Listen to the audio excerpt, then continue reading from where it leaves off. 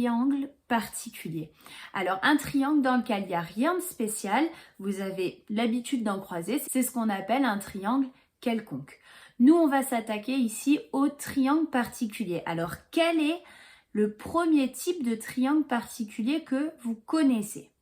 Alors peut-être que vous n'allez pas les donner dans la même ordre que moi. Moi, je vais commencer par un triangle isocèle. Un triangle isocèle, c'est un triangle ayant deux côtés de la même longueur. Si je dois faire le schéma, je vais donc dessiner un triangle avec deux côtés qui ont à peu près la même longueur. C'est un schéma, donc c'est pas précis. Pour indiquer que j'ai les deux côtés de la même longueur, ça vous savez le faire, on va surtout pas oublier de mettre le codage.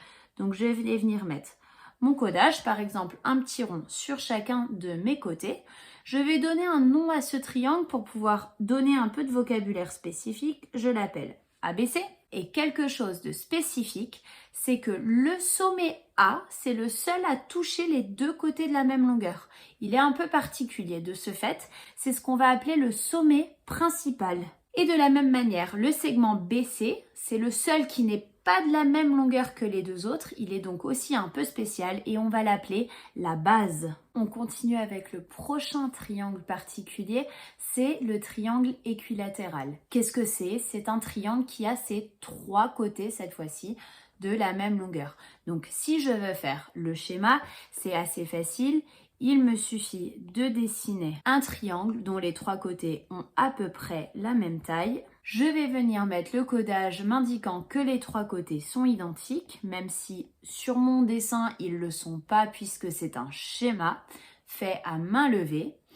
Et puisque tous les côtés sont exactement identiques, aucun n'a un rôle spécial et donc il n'y a pas de vocabulaire spécifique.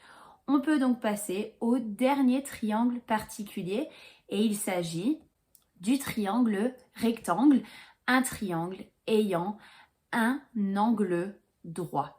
Donc si je veux faire le dessin, je vais me débrouiller pour faire un angle droit. Bien sûr, c'est un schéma, donc j'ai pas pris mon équerre. Je ferme avec le dernier côté. Je vais venir mettre l'indication comme quoi il s'agit bien d'un triangle rectangle, puisqu'il y a un angle droit, je mets mon petit codage, mon petit carré dans le coin. Je vais venir donner un nom à mon triangle, MNP par exemple. Alors dans le triangle rectangle, on a aussi du vocabulaire spécifique puisqu'on a un angle droit. Il y a quelque chose de particulier. Alors le vocabulaire spécifique qu'on a, ça va être le segment opposé à l'angle droit.